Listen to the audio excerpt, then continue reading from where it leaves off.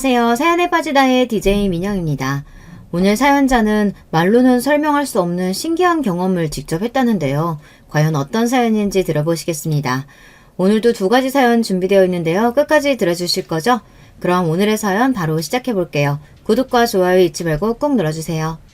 안녕하세요. 저는 40대 여자입니다. 저는 대학 때부터 학교 선배였던 당시 남자친구이자 현재 남편을 오랫동안 제가 짝사랑했었어요. 대학을 졸업하고 취직을 하고 나서도 몇 년 동안 남편 주위를 맴돌다 결국은 눈이 맞아 남편과 연애를 시작하게 됐습니다. 그때 저는 뛸 듯이 기뻤어요. 그렇다 보니 저는 남편이 장남이든 차남이든 그런 걸 따질 새도 없이 그냥 빨리 결혼부터 하고 싶었습니다. 그때는 전혀 몰랐던 거죠. 시월드라는 게 어떤 건지 말이에요. 세상의 모든 시댁이 그렇겠지만 저희 시댁도 특이해요. 시아버지가 마치 집안의 왕처럼 군림하고 계셨습니다. 반면 저희 친정은 유독 가족끼리 격이 없이 자유분방하게 지내다 보니 저는 특히나 적응이 바로 안 됐어요. 남편과 시동생은 시아버지에게 존댓말을 사용했습니다. 물론 다 큰 자식이 부모에게 반말하는 것보다 존대하는 게 보기 좋기는 하죠. 그런데 그게 좀 정도가 심했어요. 한 번은 그런 적이 있었습니다. 남편과 제가 한창 연애를 할 때였는데 저녁 8시만 되면 남편에게 시아버지가 전화를 하셨어요. 지금 시간이 몇 시인데 아직도 밖에 있어? 저녁 먹었으니까 대충 하고 집에 일찍 들어와라. 네 아버지. 시간이 벌써 이렇게 된 줄 몰랐습니다. 지금 바로 여자친구 집에 데려다주고 바로 집으로 가겠습니다. 시아버지는 30이 넘은 아들에게 저녁 먹으면 집에 들어와야 한다고 하셨어요. 회사 회식이나 모임이 아니면 술을 먹는 것도 절대 안 된다고 하셨죠. 저는 아무리 들어도 시아버지의 말이 이해가 되지 않았습니다. 남편은 시아버지의 말에 항상 수긍했어요. 저는 그런 남자친구가 이해가 되질 않았습니다. 오빠가 나이가 몇 살인데 술도 못 먹고 늦게까지 친구도 못 만난다는 게 말이 돼? 오빠는 답답하지도 않아? 나라고 평생 이렇게 살고 싶겠어. 근데 아버지 말씀대로 안 하면 1시간이고 2시간이고 꼬박 잔소리 들어야 돼. 거기다가 우리가 말 안 들으면 애먼 엄마까지 그 싫은 소리를 다 들어야 한다니까. 그게 지긋지긋해서라도 그냥 아버지 말씀대로 하는 게 나아. 남편은 저에게 시시콜콜한 이야기까진 자세히 하지는 않았지만 어지간히 시아버지에게 질린 것 같더라고요. 시아버지의 말이 맞는다고 생각해서 시아버지 말을 듣는 게 아니라 듣지 않으면 여러 가지로 피곤해지니 귀찮아서 듣는 척 하는 거였어요. 어차피 결혼해서 독립하기 전까지는 어떻게 해도 피할 수 없다고 그냥 시아버지가 시키는 대로 하는 게 마음 편하답니다. 더군다나 본인이나 남동생이 아버지가 시키는 대로 안 하면 괜히 어머니께 불똥이 튀어서 어머니가 더한 소리를 듣기 때문에 안쓰러워서라도 아버지 말을 듣는다고 하더라고요. 사실 남편네 집안 분위기가 우리 집과는 너무 다르다 보니 들어도 어떤 상황인지 잘 모르겠더라고요. 막연하게 제가 생각하기로는 아버지가 고지식하고 아내에게까지 소리를 지르며 당신 마음대로 휘두르려고 하면 자식들이 나서서 아버지가 변할 수 있도록 노력해야 하는 거 아닌가 싶기도 했지만 남편에게는 그런 의지조차 없어 보였습니다. 우리라고 아버지한테 반항 안 해봤겠어. 해봐야 소용없으니까 안 하는 거야. 우리 아버지랑 이야기하느니 벽하고 이야기하는 게 더 나아. 아버지 이야기만 나오면 남편은 다른 사람 같았습니다. 제가 아는 남편은 굉장히 리더십도 강하고 적극적인 사람이에요. 제가 남편을 좋아하게 된 것도 그런 면을 보고 반했습니다. 남편이 대학 때부터 워낙 바른생활 사나이로 유명했거든요. 공부도 잘하고 친구들 사이도 좋아서 어디를 가나 주목받는 사람이었어요. 그런 사람이 아버지를 이야기할 때마다 의욕이라고는 없는 눈동자로 답이 없다는 식으로 이야기할 때면 안쓰럽기까지 했습니다. 남편도 저도 연애도 제법 했고 회사에서 자리도 잡았으니 자연스럽게 결혼 이야기가 나왔습니다. 저와 남편은 결혼 계획을 세우자마자 바로 양가에 인사를 드렸어요. 저희 친정에서는 남편을 너무 예뻐했어요. 제가 대학 때부터 남편을 짝사랑했다는 사실을 부모님과 언니가 다 알고 있기도 했고 그 이후 연애를 시작할 때부터 제가 남편을 자주 집에 데리고 왔기 때문에 우리 집에서는 제가 결혼한다면 당연히 남편과 할 거라고 진작부터 예상하고 있었거든요. 그러다 보니 저희 부모님은 적극적으로 저와 남편의 결혼을 응원해 주셨습니다. 그런데 생각지도 못한 일이 벌어졌어요. 제가 세상을 너무 만만하게 봤나 봐요. 저는 당연히 남편네 집에서도 저를 이뻐해 주실 거라고 기대했었는데 아니더군요. 결혼 허락을 받기 위해 처음으로 남편네 집에 갔는데 저는 남편네 집에 들어가자마자 낯선 분위기에 당황해서 그냥 나와버릴 뻔했습니다. 그 정도로 불편했습니다. 먼저 가장 이상했던 건 시어머니와 시아버지의 말투였어요. 모르는 사람이 봤다면 아마 시어머니를 이 집안의 안주인으로 생각하지 못했을 거예요. 이런 말 하면 안 되지만 제가 느끼기에는 시어머니가 마치 이 집안에 고용된 하녀 같다는 느낌이 들었습니다.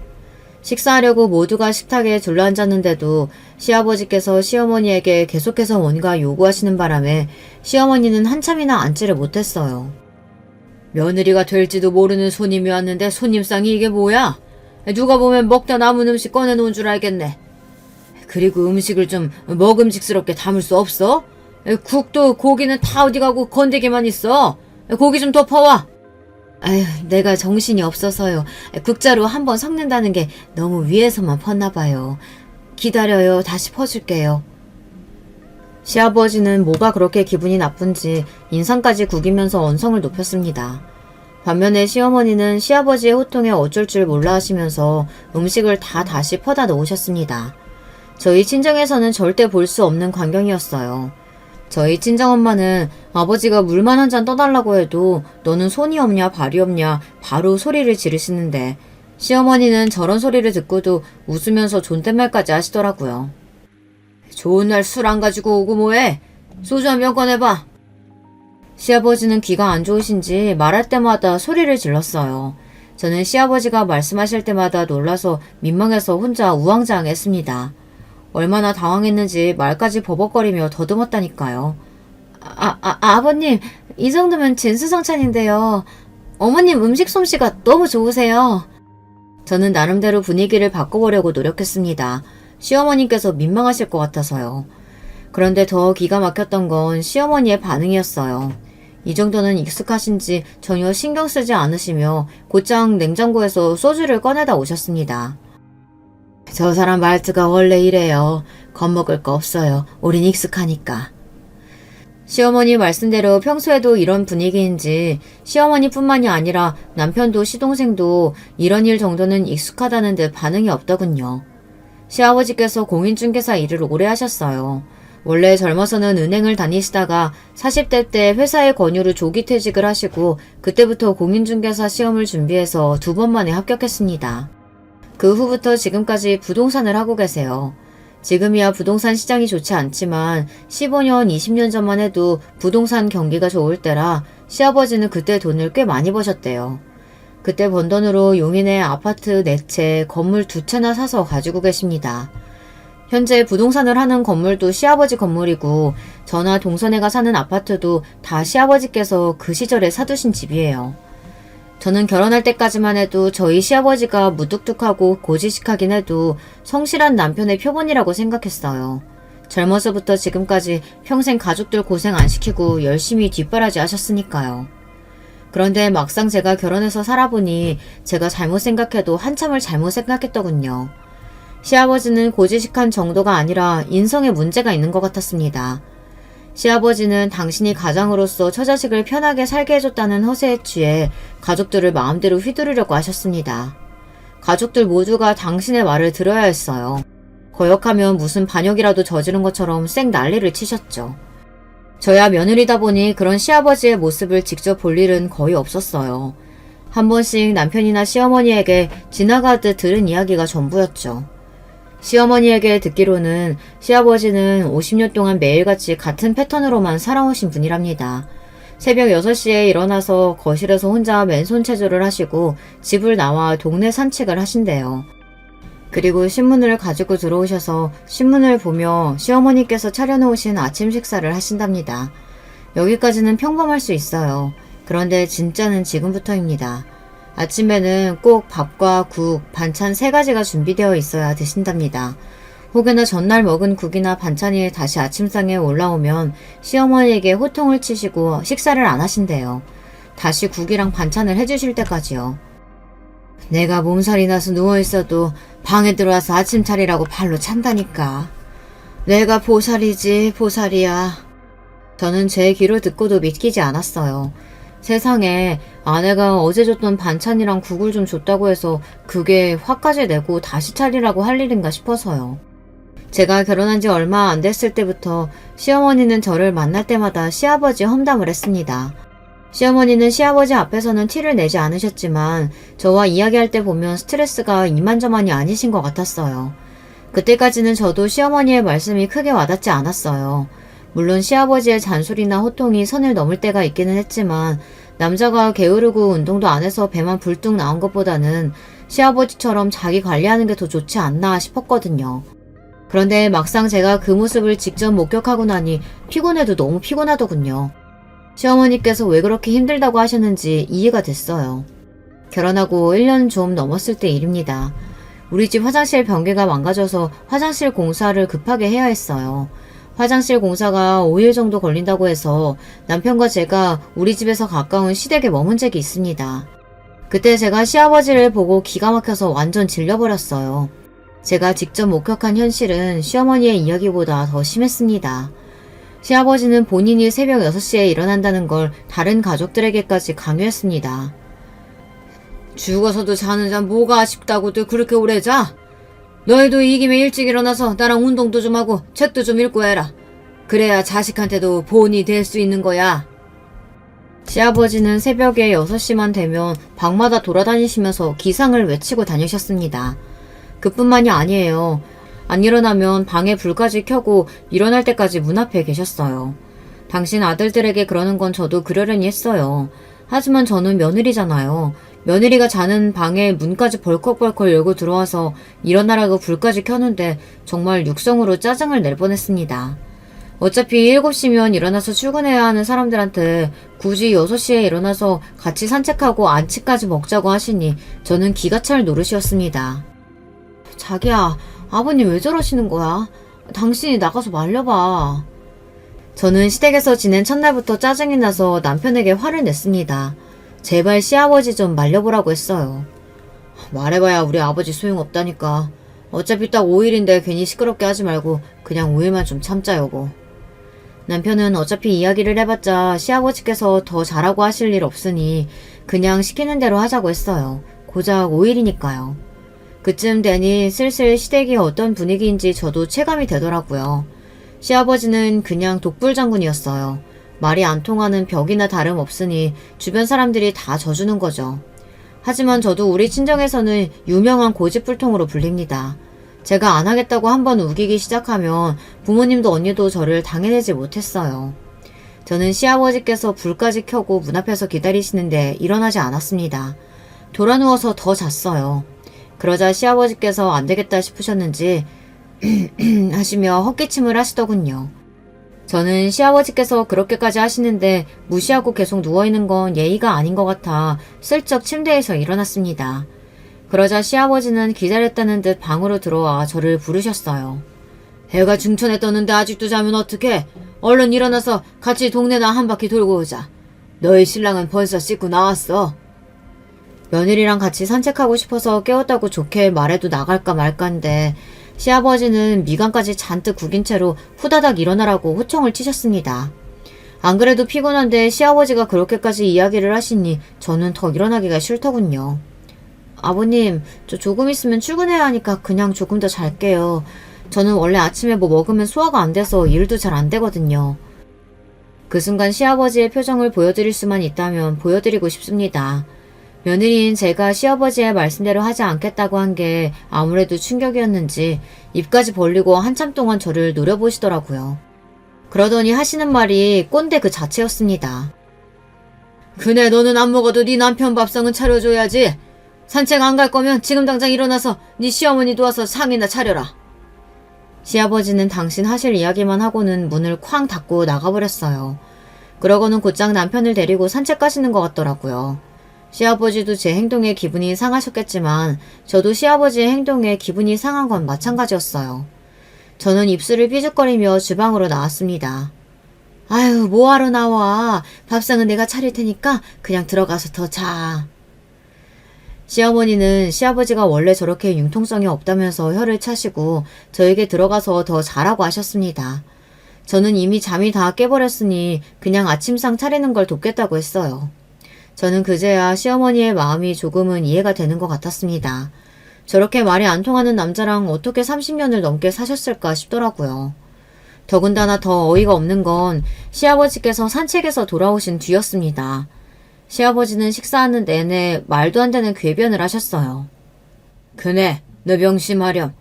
남자는 자고로 아침을 먹고 나가야 하루 종일 일터에서 힘을 쓰는 거야.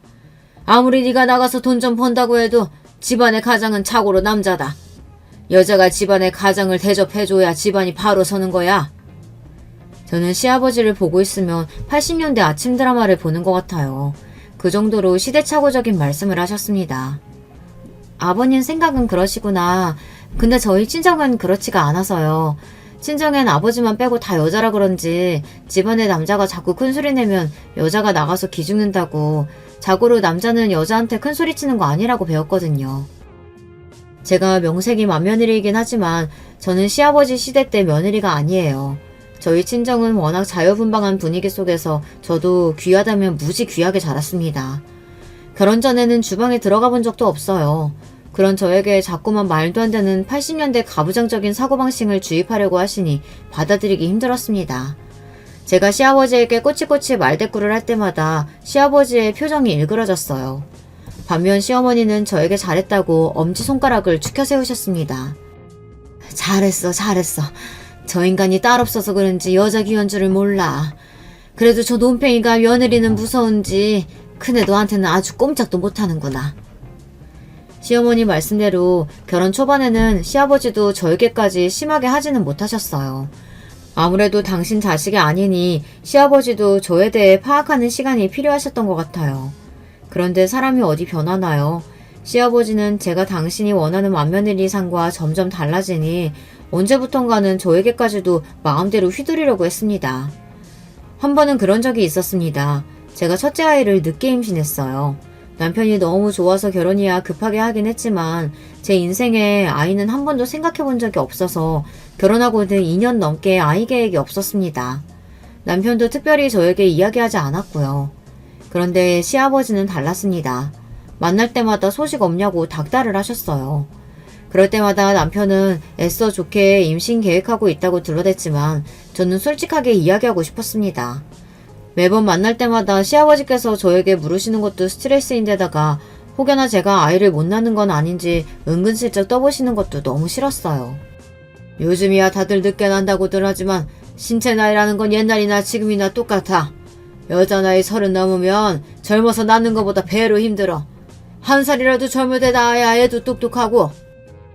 안 그래도 아이 낳으려고 생각하고 있어요. 걱정하지 마세요. 생각만 하면 어떡해? 노력을 해야지.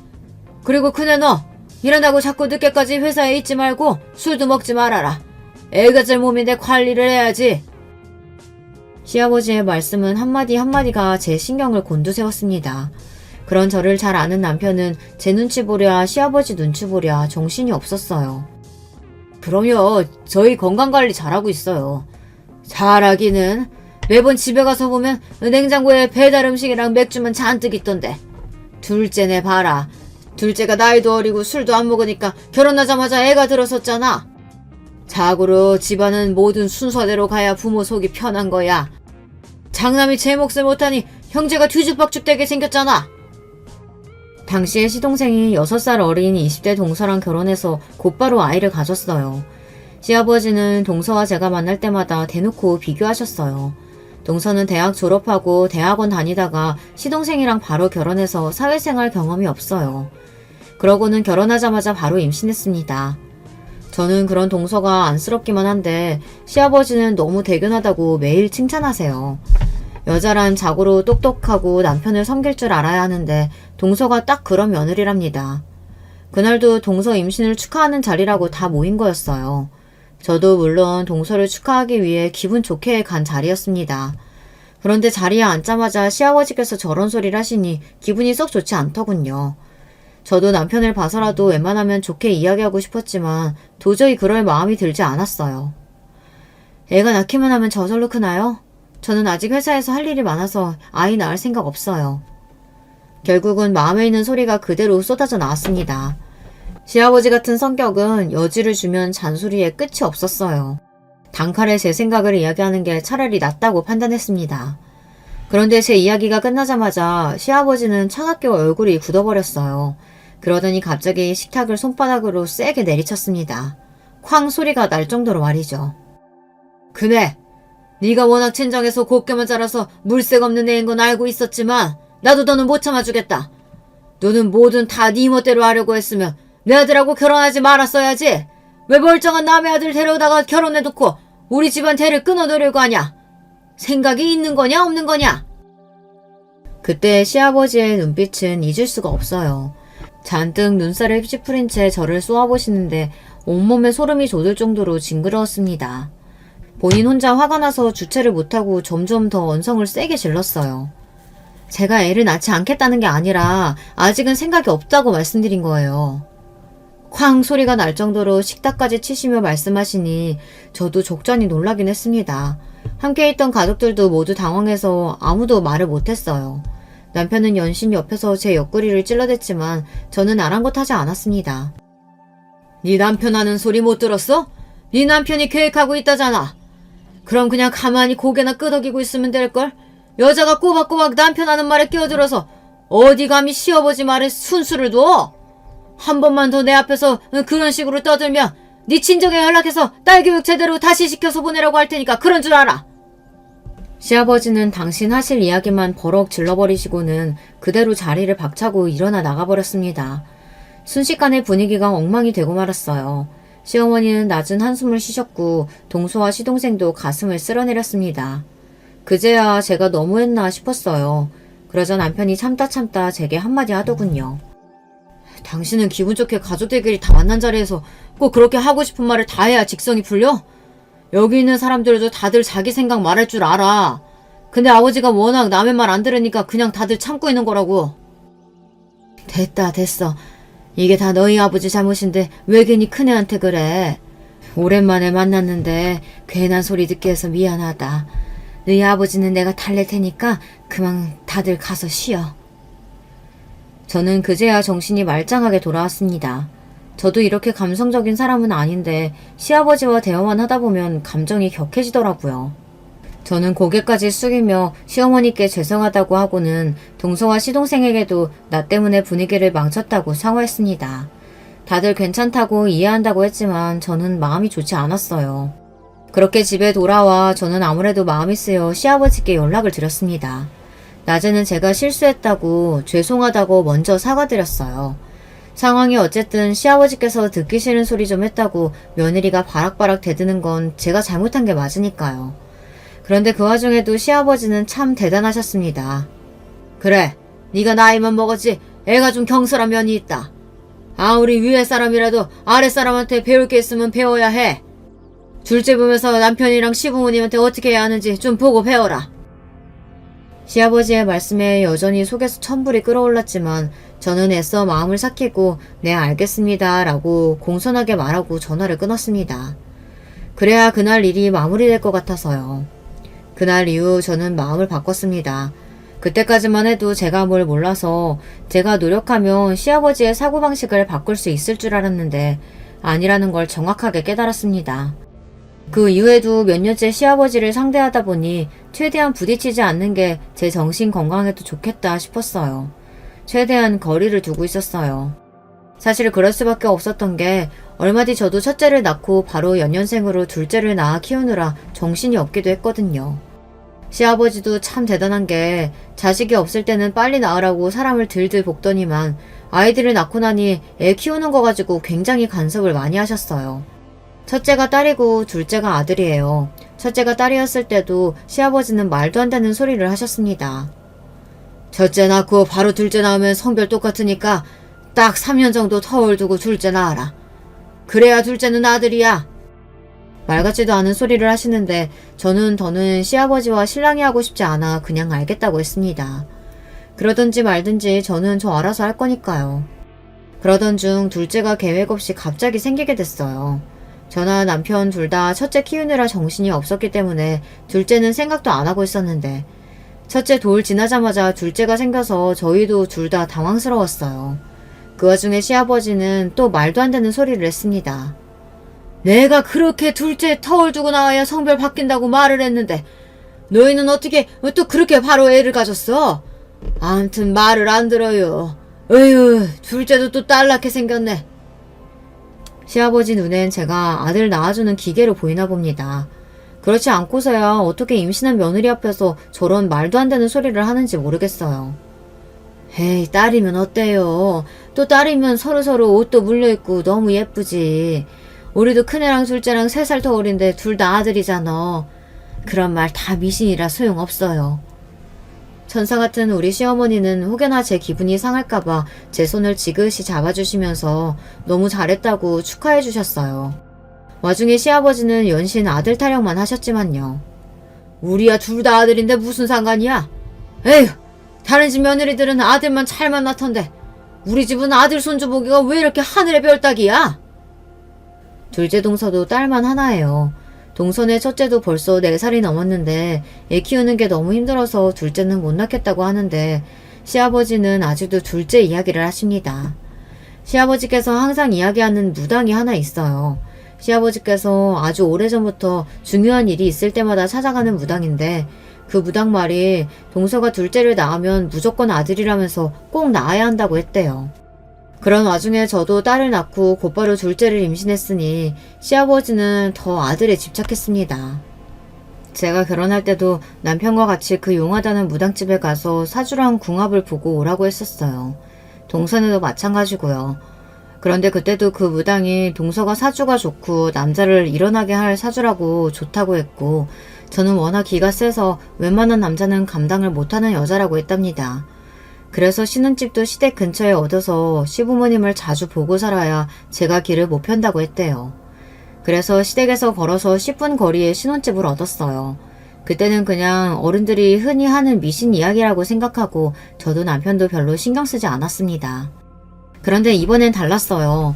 손주 문제에 있어서는 시아버지께서 너무 진지하게 그 무당 말만 고지고대로 믿으셨습니다.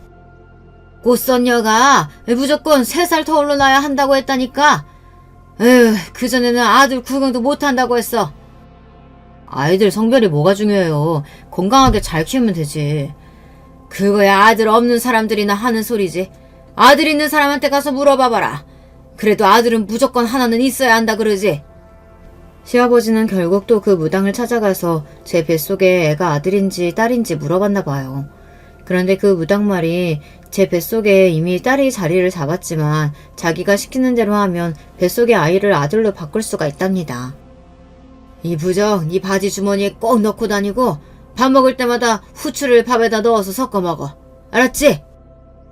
시아버지께서 그 무당이 했다는 소리를 제게 하시는데 기분이 상해서 한참을 말을 이을 수가 없었습니다. 마음 같아서는 그 자리에서 부적을 갈기갈기 찢어버리고 싶었지만 퇴교를 위해 참았습니다. 그러고는 대충 알겠다고 했어요. 그러던 와중에 저희 둘째가 아들이었습니다. 둘째가 아들이라는 소리에 시아버지 입이 귀에 걸려 좋아하시는데 그게 또 꼴보기 싫더라고요. 거봐, 우리 꽃선녀 말이 틀린 적이 없다니까. 시아버지는 우리 둘째가 아들인 게 정말 그 무당이 써준 부적 덕분인 줄 아셨어요. 저는 어차피 말해봐야 소용없으니 그냥 그렇게 생각하시도록 그냥 뒀습니다. 밥에 후추 잘 넣어서 먹었냐고 저에게 물으실 때마다 그랬다고 거짓말을 했기 때문에 저는 그 일에 대해 언급하고 싶지 않았어요. 하지만 그 이후에도 시아버지의 간섭은 끝이 없었습니다. 둘째가 태어날 때까지 뭘 조심해야 한다, 뭘 하지 말아야 한다 매일같이 전화를 하셨어요. 그래서 제가 점점 더 시댁에 발을 끊게 된 겁니다. 귀찮게 하는 건 그렇다 치고 첫째, 둘째를 시댁에 데리고 갈 때마다 대놓고 둘을 비교하고 편애하시니 첫째가 안쓰러워서 점점 더 안 가게 되더라고요. 남편도 마찬가지였어요. 애가 생기기 전에는 남편도 웬만하면 시아버지에게 다 맞춰드리고 져드렸지만 애들이 점점 커가니 남편도 부모보다 자기 자식이 더 중요하게 되더라고요. 특히나 남편은 딸바보예요. 딸이 해달라고 하면 하늘의 별도 떠다줄 사람인데 그런 귀한 딸에게 시아버지가 자꾸만 이상한 소리를 하시니 남편도 자연스레 시댁에 자주 가지 않았습니다. 시아버지는 툭하면 어린 딸에게 무조건 누나가 양보해야 하는 거라던 둥, 첫 딸은 살림 미천이라는 둥 그런 식의 이상한 소리를 하셨어요. 저도 남편도 제 딸에게 그런 소리 듣게 하고 싶지 않으니 시댁에 가기만 하면 시아버지와 티격태격하게 됐습니다. 그러다 보니 자연스레 거리가 생겼어요. 그러던 중 시댁에 생각지도 못한 일이 벌어졌습니다. 시아버지께서 칠순 생일을 앞두고 있어서 저희 부부와 시동생 부부는 시아버지께 여쭤봤어요. 칠순 때 어떻게 하고 싶으신지요. 저희는 당연히 가족끼리 여행을 가거나 가족끼리 모여 잔치를 하실 줄 알았는데 의외의 대답을 하셨습니다. 내가 평생 처자식 뒷바라지만 하고 살았는데 70번째 생일까지 가족들하고 있을 필요가 뭐 있어? 나 혼자 여행 좀 다녀오고 싶으니까 너희가 용돈 좀 챙겨줘라. 생각지도 못한 의외의 대답이라 가족들 모두가 놀랐어요. 생각해보면 그럴만도 한 게 시아버지는 제대로 쉰 적이 없이 평생 가장으로 역할만 하셨으니 그런 생각을 하실 수도 있겠다 싶더라고요. 그런 소리를 듣고 나니 시아버지가 좀 인간적으로 느껴졌습니다. 시어머니는 좀 서운하실 수 있겠지만 그래도 시아버지께서 앞으로 혼자 여행을 어떻게 가실 수 있겠어요. 더 연세에 드시기 전에 혼자만의 시간을 갖는 것도 의미가 있을 것 같아 저와 동서가 시아버지가 가고 싶으시다는 나라들로 동선을 맞춰서 예약을 해드렸습니다. 시아버지는 당신 생일에 맞춰 10일 동안 여행을 다녀오셨어요. 얼마나 좋으신지 여행하는 10일 동안 한 번 전화도 안 하시더라고요. 그런데 시아버지께서 10일 만에 여행을 끝내고 돌아오시던 날 충격적인 일이 벌어졌습니다. 남편이 공항으로 시아버지를 모시러 가겠다고 했는데도 시아버지는 오지 말라고 하셨어요. 남편은 의아하게 생각했습니다. 마트에 장만 보러 가도 아들을 끌고 가시는 분이 웬일인가 싶었죠. 그런데 그날 저녁 일이 벌어진 거예요. 저와 남편이 애들 저녁 먹이고 있는데 시어머니께 전화가 왔습니다. 시어머니는 얼마나 우셨는지 목소리가 잔뜩 떨리면서 격앙대에 있었어요. 얘들아, 나 어떡하니? 너희 아버지가 나더러 지금 당장 짐 싸서 나가란다. 저와 남편은 시어머니의 말씀을 듣자마자 놀라서 말문이 막혔어요. 시어머니의 말씀대로라면 여행에서 돌아오신 시아버지께서 혼자가 아니었답니다. 웬 젊은 여자를 데리고 왔는데 같이 여행을 다녀왔다고 하시며 앞으로 남은 인생은 이 여자와 살고 싶으니 시어머니에게 이혼해달라고 하셨대요. 나 지금까지 평생 당신한테 할 만큼 했잖아. 이젠 나도 돈만 벌어주는 기계가 아니라 내가 사랑하는 여자랑 남은 인생 살고 싶어. 이야기를 듣는 내내 막장 아침 드라마를 보는 줄 알았습니다. 그 연세에 젊은 여자랑 살겠다고 아내를 버리겠다네요. 저와 남편은 너무 놀라 애들을 곧바로 친정에 맡겨두고 부랴부랴 시댁으로 갔어요. 가는 길에 동서에게도 전화해서 시동생에게도 오라고 했습니다. 그런데 잠시 후 시댁에서 마주한 광경은 어느 막장 드라마보다 더했습니다. 시어머니의 말씀은 사실이었어요. 정말 시아버지께서 웬 여자를 데리고 들어오셨더라고요. 그런데 그 여자가 왠지 눈에 익었습니다. 당신은 꽃선녀? 그랬습니다. 아마 막장 드라마를 써도 이렇게는 못 쓸 거예요. 시아버지께서 바람을 피운 여자는 다름 아닌 그 무당이었어요. 시아버지께서 몇십 년 동안 믿었던 바로 그 무당이요. 제가 남편을 따라 사주를 보러 갔을 때 봤던 그 여자가 분명했습니다. 나랑 우리 선녀님은 지난 10년 동안 마음으로 서로를 얼마나 그리웠는지 몰라. 이제 더는 서로에 대한 마음 숨길 수가 없으니 이제 나도 내 인생 살아야겠다. 난 너희 엄마랑 헤어질 거니까 그런 줄 알아라. 대사만 들으면 아주 절절한 사랑이라도 하시는 줄 알겠더군요. 알고 보니 시아버지께서 꽃선녀인지 뭔지 아는 그 여자랑 그렇고 그런 사이가 된 건 몇 개월 안 됐답니다. 그 전까지는 고객과 무당 사이였대요. 그런데 최근 꽃선녀가 선녀님의 부름을 받았는데 우리 시아버지와 운명이라고 했답니다. 시아버지가 70번째 생일날 두 사랑이 사랑을 맺어야 평생 헤어지지 않고 살 수 있다고 했대요. 시아버지는 가족들에게 혼자 여행을 간다고 해놓고 그 무당이랑 여행을 다녀온 거였어요. 이야기를 듣는 내내 저는 너무 더러워서 입을 다물지 못했어요. 그리고 도대체 이 상황을 어떻게 받아들여야 할지 몰랐어요.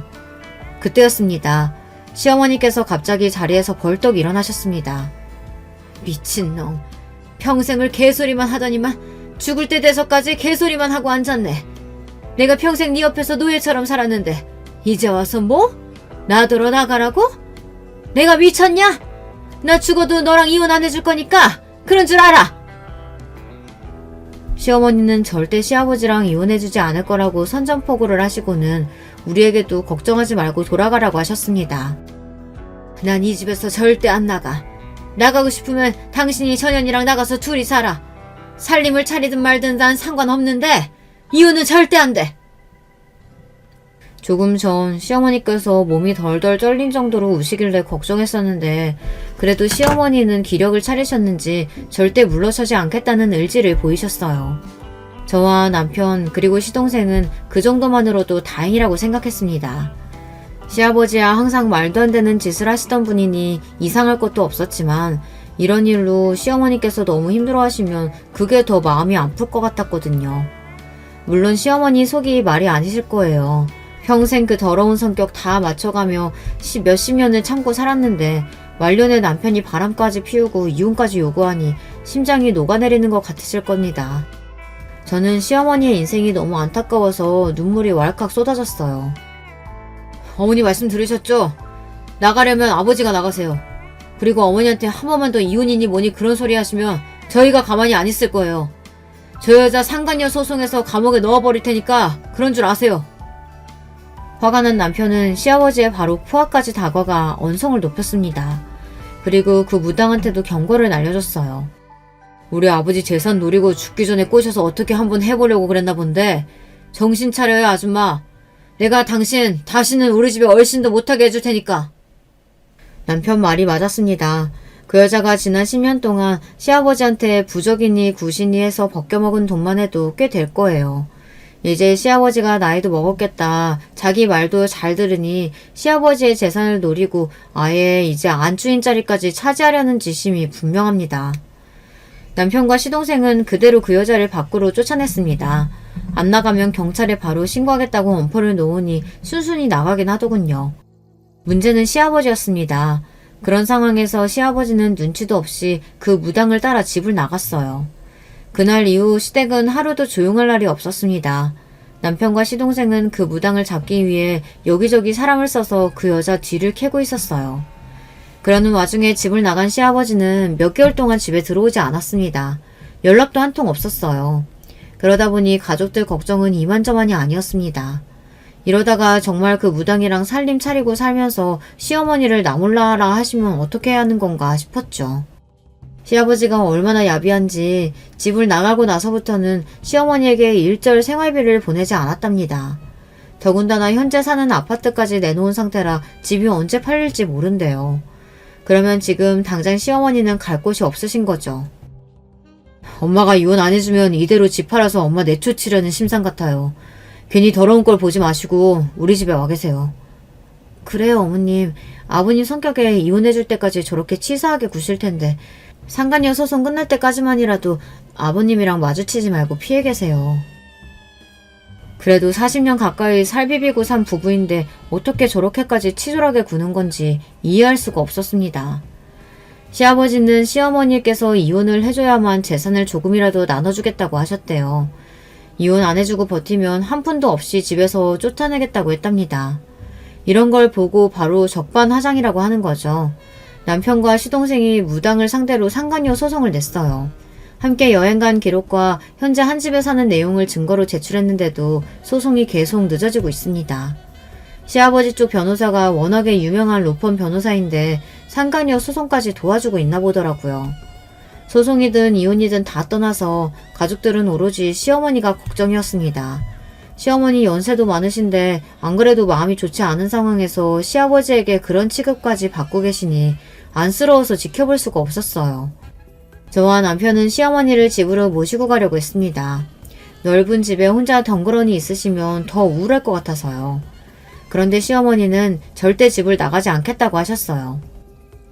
너희가 뭘 걱정하는지 나도 아는데 엄마 그렇게 쉽게 쫓겨나지 않아. 내가 잘못한 것도 없는데 왜 우리 집에서 내가 나가? 난 절대 이 집 네 아빠한테 안 뺏길 거야. 그러니까 걱정하지 마. 시어머니는 도대체 무슨 생각이신지 이혼도 안 해주고 집도 안 뺏기겠다고 하셨어요. 그러면서 갑자기 근처 마트에 일을 구해 일까지 하셨죠. 시아버지께서 생활비를 일절 주지 않으니 본인이 생활비를 벌어야 한다고요. 남편과 시동생이 그럴 필요 없다고 저희가 도와드리겠다고 했는데도 시어머니는 절대 저희 돈은 받지 않겠다고 하셨어요. 이건 나랑 너희 아버지랑 싸움이야. 너희한테 절대 패키지지 않을 거니까 너희도 내 걱정 그만하고 너희 새끼들이나 챙겨. 시아버지의 바람 사건 이후 시어머니는 많이 달라지셨습니다. 언제나 온화하고 가정적인 분이었는데 갑자기 앞뒤 안 보고 불도저처럼 밀어붙이셨어요. 시어머니는 저희에게 말은 하지 않으셨지만 한편으로는 시아버지께서 저러다 그만할 거라고 기대하시는 것 같았어요. 당신이 집에서 안 나가고 버티는데 시아버지가 강제로 내쫓지는 않을 거라고 여기시는 것 같았습니다. 그런데 얼마 뒤 믿기지 않는 일이 벌어지고 말았습니다. 시어머니께서 갑자기 돌아가시고 말았어요. 그날 아침부터 제 꿈자리가 좋지 않아 출근하면서 시어머니에게 계속 전화를 걸었습니다. 안 그래도 최근 한 달 정도 시어머니가 컨디션이 별로 좋지 않아 보였거든요.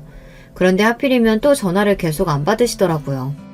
마트에 일하러는 10시 넘어서야 가시는데 왜 전화를 안 받으시나 걱정됐죠. 제가 퇴근할 때까지 연락이 되지 않길래 제가 퇴근하면서 시어머니께 들렀습니다. 그런데 문을 열고 들어서자마자 시어머니께서 현관 바로 앞 바닥에 넘어지신 채 쓰러져 있었어요. 저는 놀라서 곧바로 119를 불렀습니다.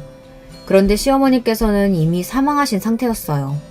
그날의 충격은 말로 다 표현할 수가 없습니다. 부검 결과 시어머니의 사인은 심장마비였습니다. 병원에서는 평상시 심장 질환을 알아오셨을 수도 있다고 했지만 전혀 아니었어요. 시어머니는 매년 저와 함께 건강검진을 받으셨는데 사소한 염증 한 번 있었던 적이 없습니다. 그 연세에 드시는 약도 하나 없을 정도로 건강했어요. 그런데 갑자기 심장마비라니 저는 믿기지 않았습니다. 그리고 가장 이상했던 건 시어머니가 돌아가신 뒤의 일이었어요. 시어머니에게 그렇게 모질게 대했던 시아버지께서 시어머니가 돌아가시자마자 태도가 달라져서는 장례식장에서 무릎을 꿇고 펑펑 우시더라고요. 여보 내가 미안해. 당신이 이렇게 허망하게 갈 줄 알았으면 내가 당신한테 그러는 게 아닌데. 시아버지는 자신이 죄인이라며 바닥에 납작 엎드려 울부짖었어요. 남편과 시동생은 그런 아버지를 안쓰러워하는 것 같았지만 저는 그런 시아버지의 모습이 연기 같다는 생각이 들었습니다. 우리 아버지가 평소에 자기밖에 모르는 이기적인 인간이긴 했어도 그 정도로 파렴치한은 아니야. 엄마가 돌아가셨는데 슬픈 걸 연기로 하실 리가 있어? 남편도 시동생도 시어머니의 갑작스러운 죽음에 모든 걸 다 내려놓는 모습이었습니다.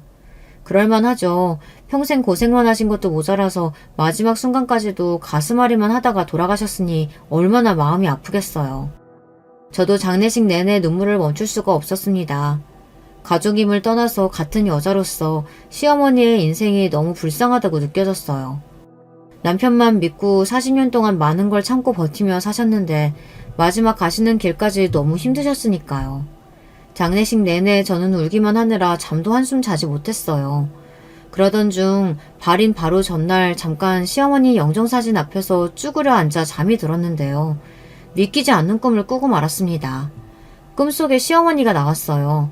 꿈속 시어머니의 모습이 너무도 서글퍼 보였습니다. 다 찢어진 옷을 입고 저에게 다가와 눈물을 뚝뚝 흘리시더라고요. 그네야, 내 죽음에는 비밀이 있다. 제발 네가 날 좀 도와줘. 시어머니의 목소리에 순간 눈이 번쩍 떠졌습니다. 그리고 눈을 떴을 때도 시어머니의 목소리가 귓가에 생생했습니다. 이건 그냥 꿈이 아니었어요. 시어머니께서 저에게 도움을 청하신 겁니다. 저는 발인을 마치고 장지까지 다녀오는 길에 아무래도 이대로는 찝찝해서 그냥 집에 돌아갈 수가 없었어요. 저는 남편에게 이야기해서 바로 시어머니 댁으로 갔습니다. 그리고 집안을 쭉 둘러봤어요. 그런데 이상한 걸 발견했습니다. 가족 중 누구도 몰랐는데 거실에 CCTV가 설치되어 있더라고요. 저와 남편은 곧바로 CCTV를 확인했습니다. 그런데 지난 CCTV에서 충격적인 장면을 목격하고 말았어요. 남편은 너무 놀라서 머리를 쥐어잡으며 쓰러질 뻔했어요. 거실에 CCTV를 설치한 건 다름 아닌 아버지였습니다. 시아버지께서 집을 나간 이후 시어머니께서 집에 안 계실 때 설치했나 보더라고요. 충격적인 사실은 여기서 끝이 아니었습니다. 시아버지가 핸드폰에 대고 이야기를 하면 CCTV로 소리가 들리는 카메라였는데 설치하고 나서 연신 시아버지가 카메라에 대고 시어머니에게 막말을 해왔더라고요. 미친 예편네. 끝까지 나한테 빌붙어서 거지같이 살겠다 이거지? 제발 좀 떨어져. 아니 차라리 죽어. 죽으라고. 처음에는 잔소리처럼 연신 화를 내다가 언제부턴가는 같은 시간만 되면 죽어라고 소리를 계속해서 했더라고요. 그것도 한 달 동안 말이죠. 저와 남편은 그 영상을 보고 너무 화가 나서 당장 경찰에 신고했습니다.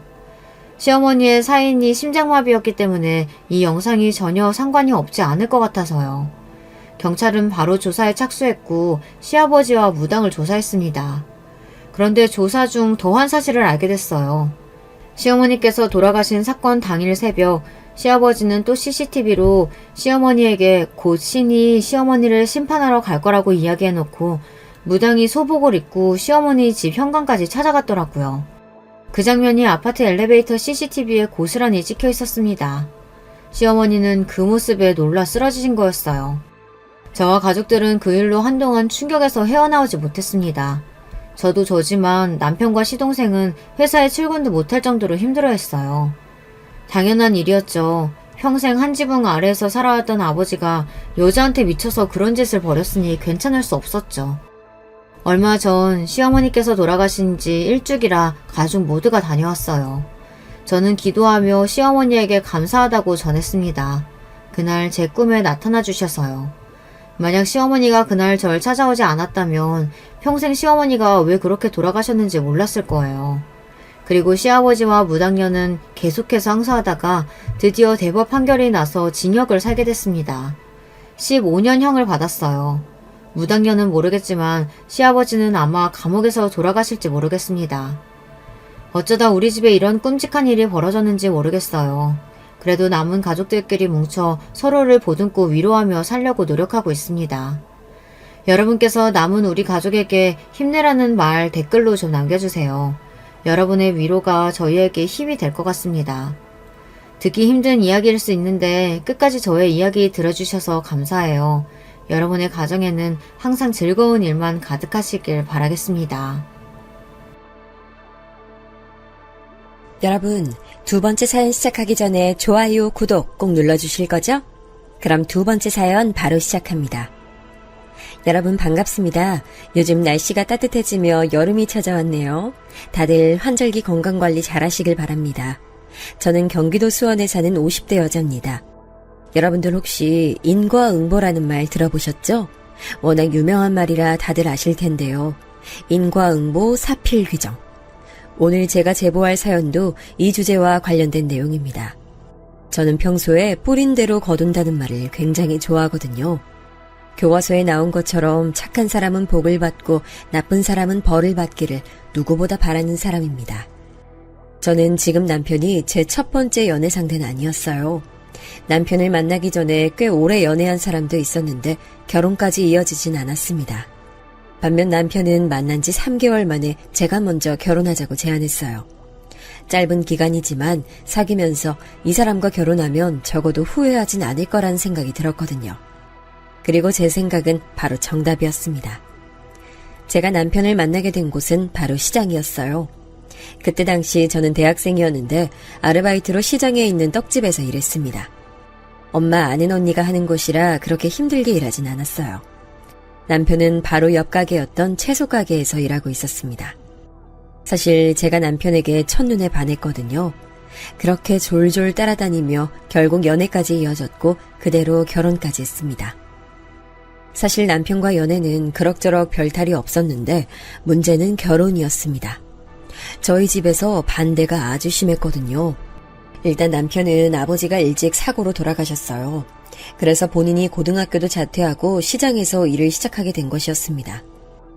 다 같은 동네에서 사니까 그 사정은 이미 어른들 사이에서 더 유명했어요. 민석이가 저 어린 나이에 고생하는 거 보면 짠해. 그렇게 공부 잘해서 똘똘했는데 학업 다 포기하고 동생들 돌본다고 저러고 있으니 원. 아이 왜? 그때 그 집 아빠 죽고 나서 엄마가 한동안 정신 못 차렸잖아. 그때 자기도 어리면서 동생들 돌보는 거 보고 어찌나 마음 아프던지. 저한테 시아버지 되시는 분이죠. 뺑소니로 안타깝게 돌아가셨거든요. 병에 걸려 돌아가신 것도 아니고 하루아침에 갑자기 돌아가셨어요. 그래서 시어머니가 너무 힘들어하셨습니다. 경제적으로 궁핍한 생활도 그때부터 시작이었죠. 게다가 동생이 하나도 아니고 둘이었으니 얼마나 부담이 심했겠어요.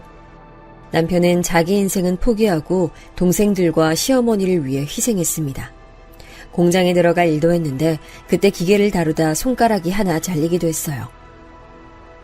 그래, 당연히 사람 대 사람으로 안타까워. 우리도 사정 모르는 거 아니야. 근데 사위로는 안 되겠다는 거야. 엄만 네가 평범한 사람 만나서 행복하게 살았으면 좋겠어. 이 사람하고 결혼하면 행복하게 살 수 있어. 너 진짜 왜 그러니? 엄마랑 아빠는 결혼 절대 허락 못해. 그러니까 그런 줄 알아. 아빠가 저한테 화낸 건 그때가 처음이었어요. 금지옥엽 외동딸로 자라면서 사랑만 받고 자랐거든요. 남편이 사람의 됨됨이가 참 좋고 성실함과 책임감은 우리 부모님도 인정하셨어요. 다만 현실적으로 손가락도 하나 없는 사람에게 딸을 시집 보내긴 싫으셨겠죠. 지금은 저도 아이가 있으니 어떤 마음인지 대략 이해는 가요. 하지만 그때 저는 이해하지 못했습니다. 설상가상으로 남편까지 결혼에 대해 회의적이었습니다. 연주야, 난 너 사랑해. 그런데 현실적으로 결혼은 무리야. 나도 아직 준비가 안 됐어. 그리고 나는 너도 알다시피 호러머니잖아. 동생들도 1명도 아니고 2명이고 난 걔들 끝까지 책임지고 싶어. 책임져. 누가 뭐래? 결혼해서 책임지면 되잖아. 둘이 버는 돈 합치면 오히려 더 쉽게 책임질 수 있어. 아니야. 난 이미 마음 굳혔어. 우리 그냥 여기서 그만하자. 당시 남편은 심지어 제게 이별을 고하고 떠났어요. 저는 충격에 빠져 밥도 먹지 않아 살이 10kg가 넘게 빠지기도 했죠. 결국 그렇게 남편과 헤어지고 부모님 주선으로 다른 남자와 선을 보기도 했습니다. 그런데 선을 볼수록 남편이 그리웠어요. 오히려 다른 남자를 보니 남편과 결혼을 더 원하게 됐죠. 그래서 남편에게 가서 절대 결혼 얘기를 꺼내지 않겠다고 약속하고 다시 만났습니다. 실제로 대학 졸업하고 제가 직장을 구해 일할 때까지 결혼 얘기를 전 꺼내지 않았어요. 부모님이 싫어하는 걸 아니까 남편과 연애 중이라는 것도 알리지 않았습니다.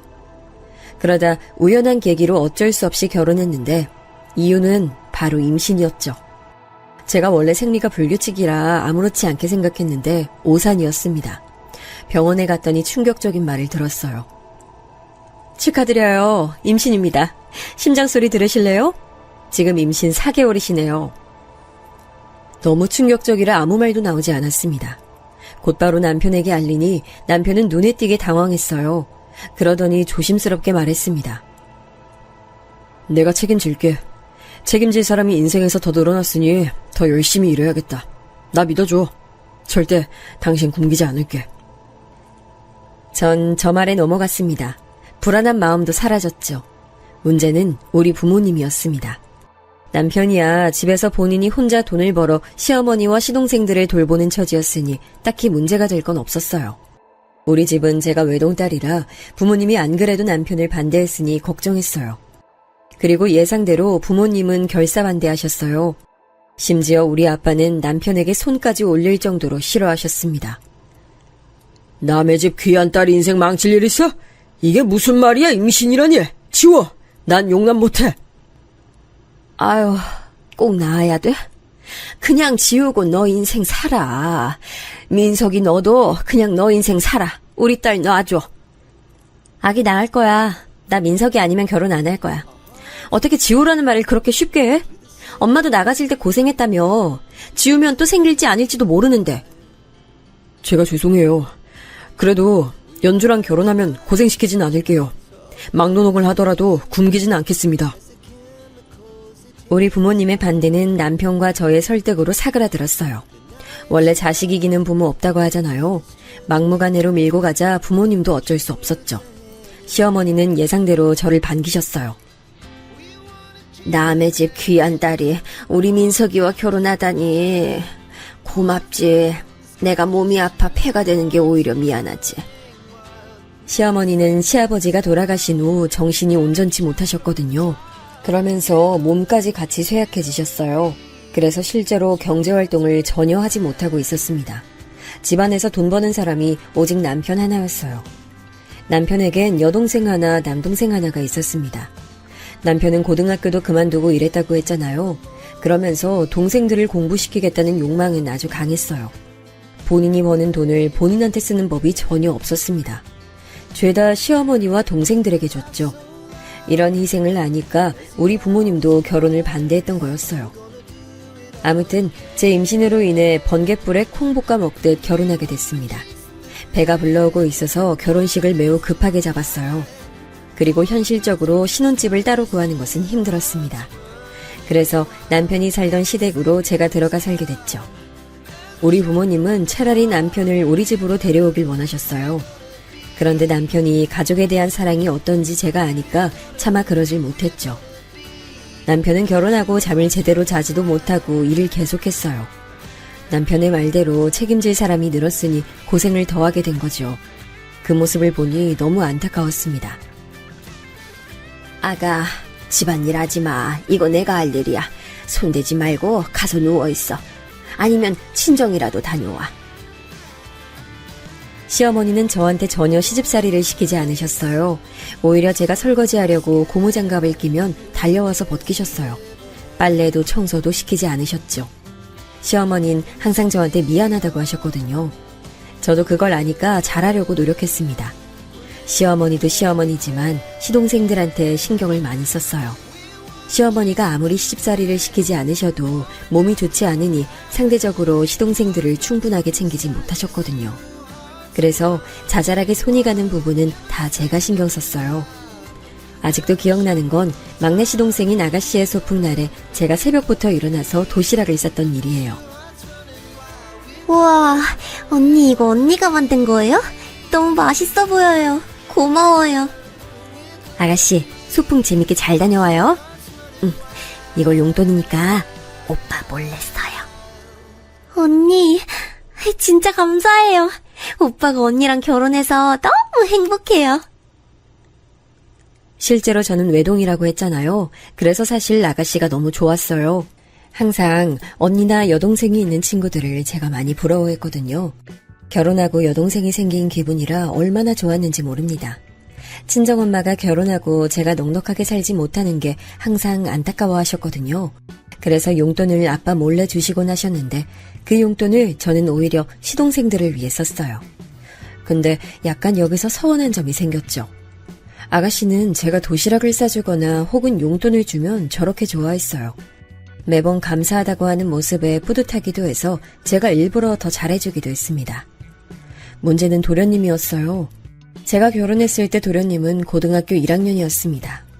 도련님은 가난한 본인의 집안 사정을 매우 싫어했어요. 그래서 소위 비행 청소년이었죠. 영식이 또 애들하고 사고 쳤대. 나 잠깐 파출소 다녀올게. 어머니한테도 말 잘해줘. 걱정하실라. 또? 이번 달에만 벌써 3번째야. 남편이 도련님을 데리러 동네 파출소를 단골 가게처럼 드나들었거든요. 옆에서 그 모습을 다 보고 있자니 한숨이 나왔어요. 시어머니는 그런 도련님이 안쓰럽다고 하셨죠. 남편도 저한테 내심 티를 내진 않았는데 속상해하는 게 눈에 보였습니다. 저는 솔직히 말하면 도련님을 이해하지 못했어요. 물론 가난한 집안 사정이 마음에 들지 않을 수도 있는데 우리 남편은 그 나이에 학교도 그만두고 가족을 위해 일했잖아요. 그렇게 일하다 미성년자 때 손가락까지 잘린 사고를 겪었는데 도련님은 오히려 엇나가니 제 상식으로는 이해하지 못하겠더라고요. 어릴 때 아버지 돌아가시고 한창 예민할 때라 상처 많이 받았겠지. 우리가 이해하자. 그건 당신도 똑같아. 당신은 그 나이에 오히려 학교 그만뒀잖아. 나중에 쟤도 철들면 우리한테 고마워하겠지. 설마 평생 모른 척 하겠어? 똑같은 아픔을 겪었는데 왜 한 명만 저러는지 모르겠더라고요. 어쨌든 그런 상황에서 저는 출산하게 됐습니다. 출산하고 산후조리는 친정에서 하고 2달 후에 다시 시댁으로 들어갔어요. 그런데 제가 아이를 데리고 시댁에 가자마자 너무 놀랐습니다. 몸이 안 좋은 시어머니와 중학생인 아가씨가 집안일을 다 하고 있더라고요. 반면 고등학생인 시동생은 가만히 누워서 아무것도 하고 있지 않았죠. 꼴 보기 싫다는 게 무슨 뜻인지 그때 알게 됐습니다. 그리고 나선 남편은 계속 공장과 시장에서 일을 구해서 했어요. 당연히 빠듯하게 일했고 그 과정에서 친정에서 금전적인 지원을 많이 해주셨습니다. 도련님은 고등학교 졸업을 앞두고 남편과 다툼을 하기도 했어요. 그냥 자퇴한다고. 형도 자퇴했으면서 왜 난 못하게 하는데. 난 그때 돈 벌 사람이 없었잖아. 그래서 어쩔 수 없는 선택을 한 거고, 넌 내가 학비도 다 대주고 용돈도 주는데 도대체 왜 그래? 나도 참을 만큼 참았어. 아니, 나도 자퇴하고 형처럼 돈 번다고. 그럼 우리가 더 잘 살 수 있는 건데 왜 그래? 씨? 너 말 다 했어? 내가 너희 잘 사는 거 보겠다고 이렇게 개고생하는데 어떻게 그래? 아유, 그만해라. 그만해. 아유. 남편도 꾹 참다가 마침내 폭발해서 같이 싸우더라고요. 졸업을 코앞에 두고 저러니 당연히 속이 상했죠. 시어머니는 울면서 말리시고 시누이도 귀를 틀어막고 울더라고요. 한숨이 얼마나 나왔는지 몰라요. 솔직히 도련님만 아니면 평화로웠거든요. 급기야 도련님은 남편의 반대에도 불구하고 자퇴를 기어코 했습니다. 심지어 가출까지 했죠. 남편은 모든 게 자기 탓이라고 혼자 소주를 얼마나 마셨나 몰라요. 힘들게 일해서 모은 돈을 가족에게 퍼부었는데 돌아오는 건 동생의 자퇴라니. 자퇴한 도련님은 그대로 집을 나가 연락두절이 됐습니다.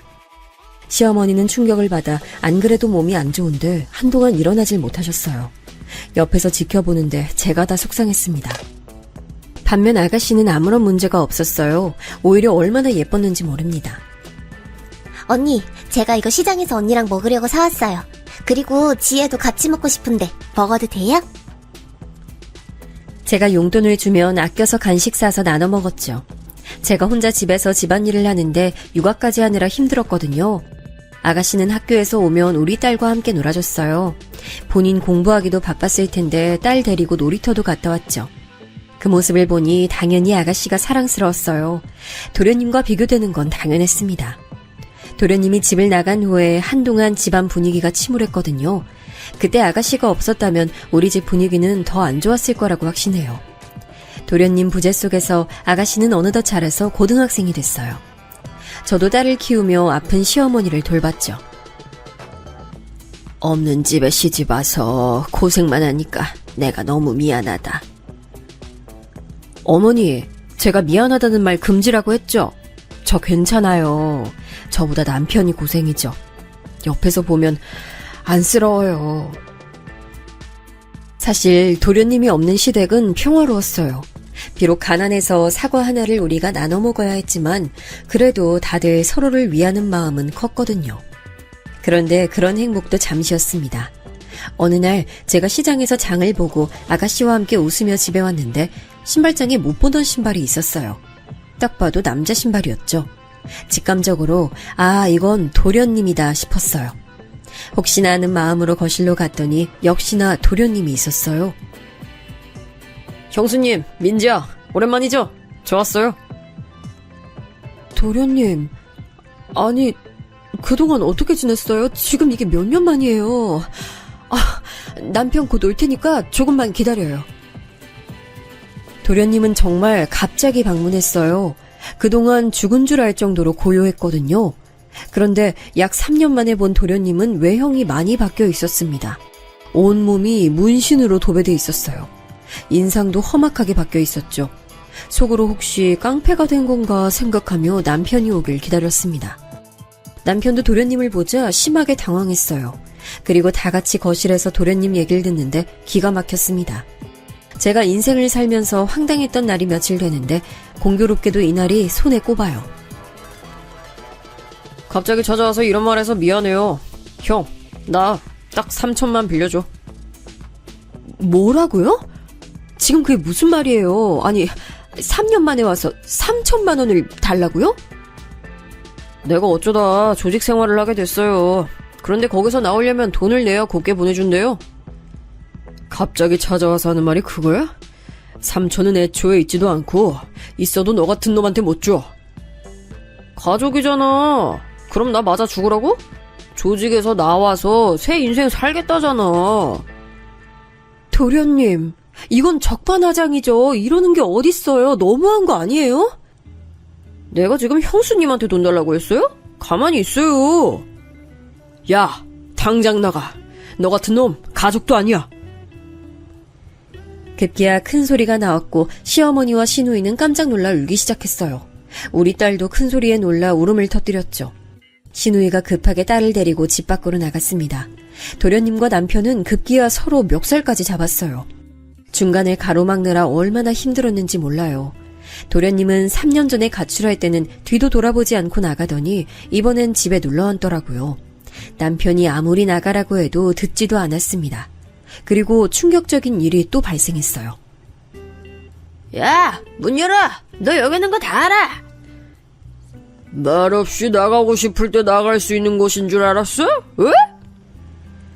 도련님이 조직 생활했다는 건 진실이었습니다. 깡패들이 우리 집을 하루가 멀게 찾아왔어요. 너무 무서워 집 밖을 나갈 수도 없었습니다. 저도 저지만 저는 시어머니, 아가씨와 우리 딸이 걱정돼서 잠도 제대로 못 잤죠. 새벽에 밖에 깡패들이 없을 때 겨우 시어머니, 아가씨와 딸을 데리고 친정으로 도망까지 갔죠. 그러자 깡패들은 아가씨의 학교 앞까지 찾아왔다고 하더라고요. 나 진짜 창피하고 무서워서 학교 못 가겠어요. 작은 오빠는 왜 집 들어와서 저래요? 그냥 인연 끊고 싶어. 친정으로 간신히 대피해서 깡패들을 피했지만 그건 임시방편이었어요. 그 광경을 다 지켜본 친정엄마가 절 조용히 불렀습니다. 여기 돈 있어. 이거 주고 차라리 인연을 끊자 그래. 그리고 이사가. 엄마, 미안해. 너무 미안해. 네 아빠도 지금 너무 속상해하고 있어. 돈 주고 이사가서 이 동네를 떠나자. 안 되겠어. 나도 너네랑 인연 끊었다고 할게. 그렇게 친정 부모님의 도움으로 도련님과 인연을 끊으려고 했죠. 남편은 이때 친정 부모님께 무릎까지 꿇고 죄송하다고 울며 빌었어요. 남편 잘못도 아닌데 너무 속상하고 도련님이 미웠습니다. 그리고 바로 시댁으로 가서 도련님께 돈을 건넸어요. 도련님이 해결하고 오겠다고 집을 나간 사이 우리는 도망치듯 이사까지 가게 됐죠. 부동산의 사정을 설명하고 진짜 집을 버리고 도망갔다는 표현이 맞아요. 아가씨는 잘 다니던 학교까지 바꿔야 했어요. 그렇게 지역을 옮기고 도련님과 연락을 끊고 2년이 지났습니다. 어느새 아가씨는 성인이 됐어요. 참 뿌듯한 마음이었죠. 혹시 몰라 친정 부모님께 갈 때도 얼마나 몸을 사렸는지 몰라요. 다행히 도련님은 부모님이 어디 사는진 몰라서 집 주소를 들킬 일은 없었습니다. 2년이 지나니 우리도 어느새 웃으면서 도련님 얘기를 꺼냈어요. 작은 오빠는 깡패 그만뒀을까요? 다시 얼굴 보고 싶진 않은데 궁금하긴 하네. 나야 당연히 보고 싶지 않은데 아가씨는 그래도 오빠잖아요. 만약에 우리 찾아오면 볼 거예요? 모르겠어요. 지금만 같아선 보기 싫어요. 그때 당했던 게 워낙 크잖아요. 여전히 남편은 몸을 갈아서 일하느라 바빴어요. 아가씨는 고등학교를 졸업하고 대학을 가지 않겠다고 했습니다. 하지만 남편과 저는 무조건 대학을 가길 원했어요. 아가씨가 대학에 가야 남편이 열심히 일하는 보람이 찰 것 같았죠. 그리고 저도 아가씨가 대학을 가서 많은 경험을 하길 원하기도 했고요. 본인이 워낙 공부를 잘하기도 했고요. 그래서 아가씨는 대학에 갔는데 학비는 남편이 냈어요. 저도 아가씨는 이미 제 동생이라 생각해서 당연히 동의했죠. 남편이 벌어오는 돈으로 시어머니 병원비, 아가씨 학비, 우리 집 생활비까지 해결해야 하니 정말 힘들었어요. 그래서 마침 아이가 어린이집에 갈 나이라 기관에 맡기고 저도 식당에서 일했습니다. 조금이지만 그런 식으로 돈을 버니까 숨통은 트이더라고요. 아가씨도 자기 본인의 용돈은 알아서 벌겠다고 아르바이트 했고요. 이렇게 힘들어도 서로 의지하며 지내고 있었는데 도련님이 또 우리를 찾아왔습니다. 어떻게 알고 왔는지 우리를 찾아온 도련님은 혼자가 아니었어요. 옆에 처음 보는 여자를 데리고 왔습니다. 제가 놀랐던 이유는 그뿐만이 아니었어요. 그 여자의 배는 누가 봐도 막달 임산부였죠. 내가 우리 가족 찾느라 얼마나 힘들었는지 알아요? 그래도 멀리 이사 안 가서 다행이지. 암튼 다시 봐서 좋다. 나가. 나는 너 동생으로 생각 안 해. 형, 나 너무 서운해. 형수님도 임신해서 결혼하는 거 아는데 왜 우리 아내한텐 그렇게 돼? 작은 오빠, 오빠가 그러고도 인간이야? 우리가 오빠 필요할 때만 찾는 사람이야? 민지, 넌 가만히 있어. 어른들 말하는데 네가 왜 끼어들어? 나도 이제 성인이야. 그리고 오빠 때문에 우리가 얼마나 힘들었는데 어떻게 이래? 알고 봤더니 도련님은 부동산을 통해 우릴 찾아왔더라고요. 그 동네를 떠나면서 제가 흘리듯 이사가는 동네를 말했는데 그게 실수였어요. 워낙 좁은 동네라 부동산을 돌며 물어봤더니 바로 우리 집이 특정됐대요. 지금처럼 아파트에 살았던 게 아니고 주택에 살았으니 그땐 특정되는 게 지금보다 쉬웠거든요.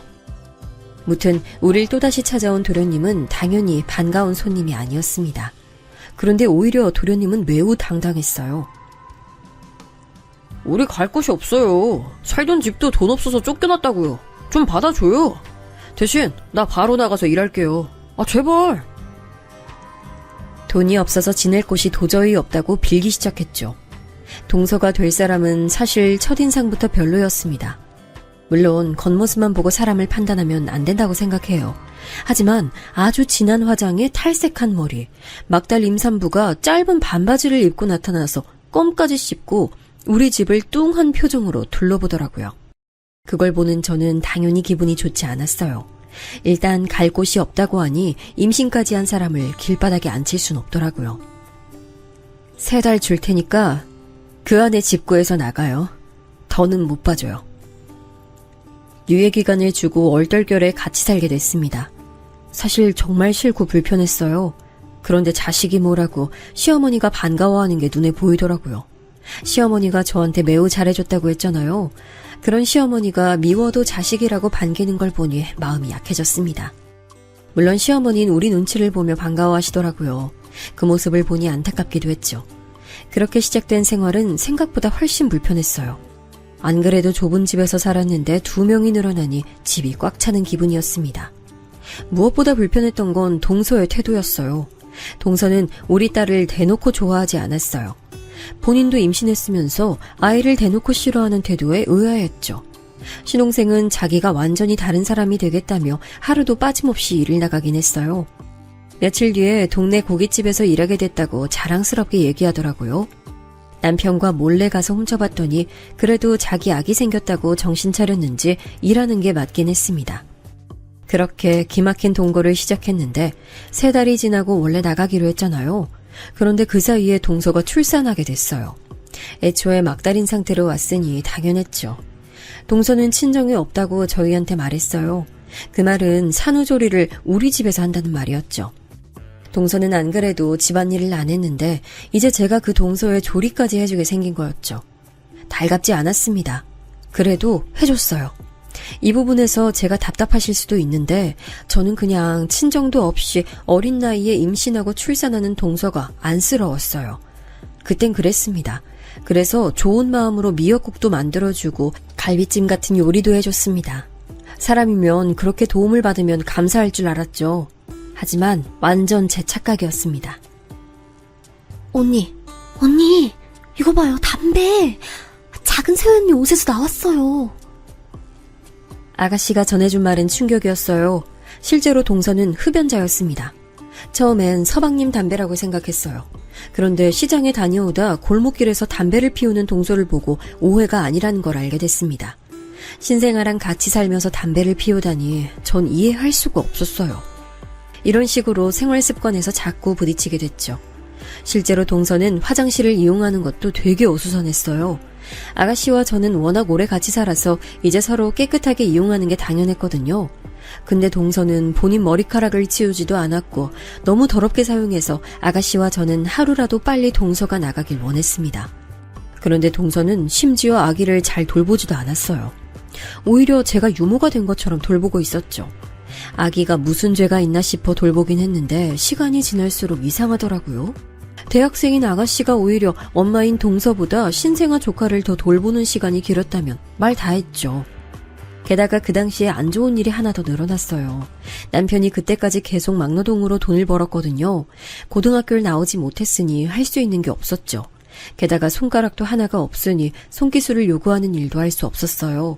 그런데 남편이 공사장에서 일하다 어느 날 허리를 삐끗했습니다. 그래서 일을 쉬게 됐어요. 그러면서 집에 가져다주는 생활비도 당연하게 없게 됐는데 이러면서 동서와 서방님을 내칠 수 없게 됐죠. 고깃집에서 일하며 시동생이 가져다주는 돈이 있었거든요. 원래는 그 돈으로 방을 얻어나갈 예정이었는데 오히려 이제는 나가지 말라고 우리가 말하게 됐어요. 하루 벌어 하루 먹고 사는 처지라 모아둔 돈은 당연히 없었거든요. 그래서 계속해서 동서와 서방님과 그 좁은 집에서 살았습니다. 그러다 시간이 지나 남편이 점차 회복하게 됐어요. 저는 속으로 남편이 다시 힘든 일을 하는 걸 원하지 않았습니다. 몸이 너무 상하잖아요. 그런데 그때 죽으라는 법은 없는지 친정 아빠가 연락을 해오셨어요. 혹시 김서방 컴퓨터 배울 생각은 없나? 아는 사람이 직원을 뽑는다는데 추천해달라고 하더라고. 아빠는 남편이 컴퓨터를 배워볼 생각이 없냐고 하셨어요. 저는 순간 이거다 싶은 마음이 들더라고요. 그래서 남편에게 해볼래가 아니고 하라고 했습니다. 더 현장에서 몸 상하게 일하는 걸 보고 싶지도 않았고 현실적으로 사무실에서 컴퓨터를 만지며 일하는 게 더 좋잖아요. 다행히 남편은 흔쾌히 그 제안을 수락했어요. 그러면서 불편한 손으로 열심히 공부하기 시작했죠. 사정 때문에 어쩔 수 없이 학교를 그만뒀던 거지 머리가 나쁜 게 아니었던 남편은 금세 실력이 늘었습니다. 저도 몰랐는데 심지어 컴퓨터에 재능이 있었나 봐요. 면접을 보고 온 남편은 중소기업에 입사하게 됐어요. 다소 늦은 나이였는데 친정아빠의 도움이 있기도 했고 워낙 열심히 사는 사람이라 사장님이 좋게 봐주셨더라고요. 그렇게 남편이 회사에 가서 일해서 돈을 벌어오니 서방님과 동서는 같이 살지 않아도 됐습니다. 불편한 동거를 계속하고 싶지 않아서 제가 총대 메고 말했죠.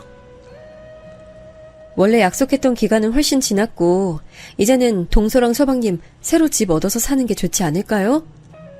와, 형님 너무하시네요. 저희가 그동안 돈을 안 줬던 것도 아니고 남편이 생활비도 드렸잖아요. 단물만 쪽 빼먹는 거예요? 아니, 무슨 말을 그렇게 해요? 같이 사는 게 아이들이 크면 더 힘드니까 그런 거죠. 그리고 그렇게 말하면 내가 동서 산후조리 해준 거랑 아이 대신 돌봐준 것도 크잖아요. 참나. 됐어요. 알겠어요. 우린 그만 나가드릴게요.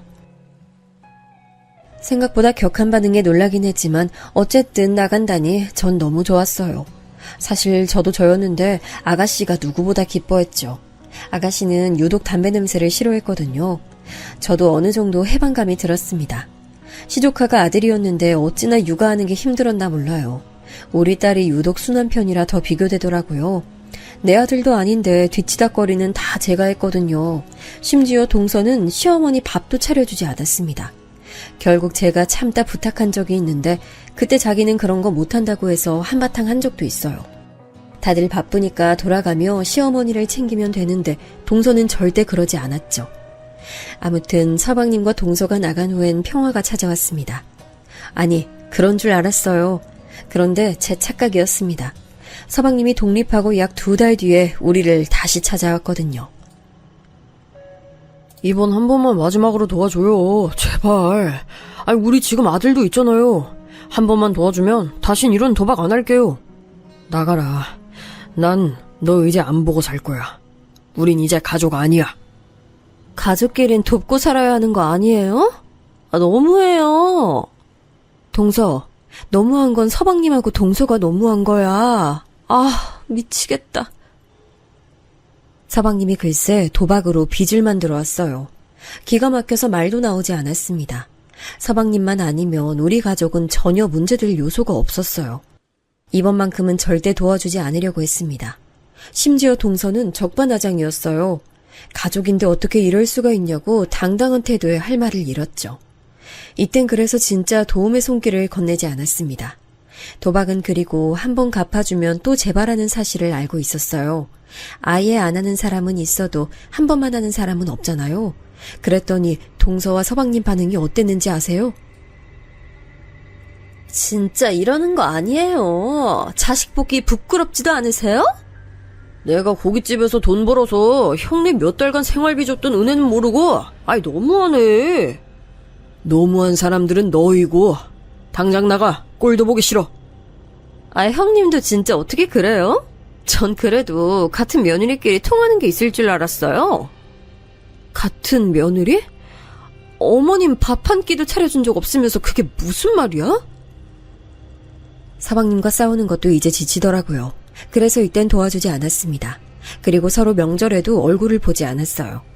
연락처도 알고 사는 곳도 알았지만 연락조차 하지 않고 지내게 됐죠.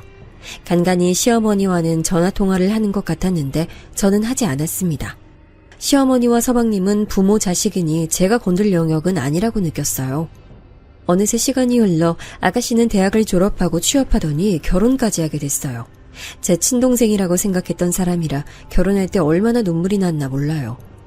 아가씨가 결혼할 사람이라고 남편을 데리고 왔는데 괜히 엄마의 마음이 들더라고요.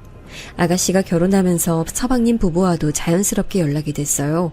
시어머니가 나서서 우리를 다시 연결해 주셨죠. 그동안 세월이 있으니 앙금은 없었는데 그렇다고 사이가 좋진 않았어요. 너무 어색했고 불편했습니다. 하지만 좋은 일로 다시 모인 거잖아요. 그리고 시어머니가 무엇보다 좋아하셨어요. 원래 인생이란 게 좋은 일만 있을 순 없잖아. 그래도 내 자식들 이렇게 다 결혼하니 너무 뿌듯하다. 하늘에 계신 너희 아버지도 좋아할 거야. 제가 서방님 부부를 미워하는 것과 별개로 시어머니는 서방님이 자식이니까 이해는 했어요. 그렇게 아가씨가 결혼하고 집을 나가니 동서가 나갈 때랑은 다르게 집이 매우 횡했습니다. 그러면서 시어머니 마음도 조금 이해하게 됐죠. 아가씨를 너무 어렸을 때 봐서 제가 마치 엄마 같았거든요. 무튼 그렇게 시간이 흘러갔어요. 남편은 다행히 처음 일하는 사무직에 적성에 잘 맞더라고요. 본인이 워낙 즐겁게 일하니 지켜보는 저도 좋았습니다. 야근하는 날이 많아도 본인이 활기차게 일하니까 제가 뭐라 할 수가 없었어요. 남편은 그렇게 일하면서도 쉬는 날에는 저와 딸에게 최선을 다했습니다.